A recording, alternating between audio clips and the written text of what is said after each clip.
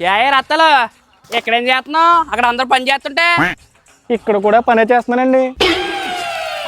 ఆహా ఈ పనా? నేను అక్కడ కాయలు లెక్కేస్తుంటే నువ్వు బొండలు తాగుతున్నావా?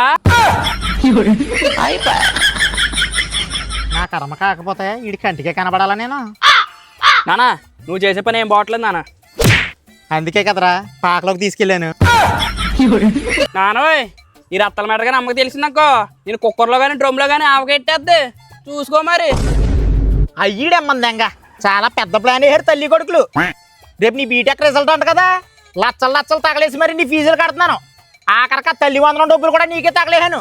రేపు ఏమైనా రిజల్ట్ తేడా వచ్చిందా అప్పుడు చెప్తాను నీ పని. కోడి మీద తిప్పినట్టు తిప్పేస్తాను. అప్పుడు చూద్దాం నీ ఆవకాయ సంగతో కుక్కర్ సంగతి ఏంటో. నానా ఆడ కొబ్బరికాయలు ఎక్కాలంటే వెళ్ళొస్తానే. ఆహా ఎరా నాగయ్య, నీ కొడుకు నూరంటే మోయించగలవు కానీ నా నోరు మోయించలేవు. నీకు రత్తాలకే జరుగుతున్న మ్యాటర్ గురించి నేను ఊళ్ళో చెప్పాననుకో నీ బతుకు బస్ స్టాండ్ ఏరో నాగయ్య. రే నల్లపంది ఏరా గొడుగు. నీకు మీ ఇంట్లో వాళ్ళే ఓటేయలేదు, ఏదో మా కర్మకాలి 2 ఓట్లతో ప్రెసిడెంట్ అయ్యావు. అయినా ఊళ్ళో ప్రజల సమస్యలు వదిలేసి ఎవడే బొక్కలో దూరుతున్నాడో ఎవరి ఏ కొంపలో దూరుతుందో ఈ పంపు చెట్టు మేటలని మీకు ఎందుకండి?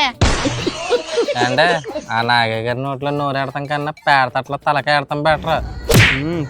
పెడతాను ఎవడ తలకి ఎక్కడ పెట్టాలి నాకు బాగా తెలుసు. కానీ రేపు నాగయ్య కానీ రత్తాలను తీసుకెళ్ళి తగులో పెట్టిన తర్వాత తెలుస్తుంది ఈ ప్రెసిడెంట్ అంటే ఏంటో ఒక్కొక్కడికేనే.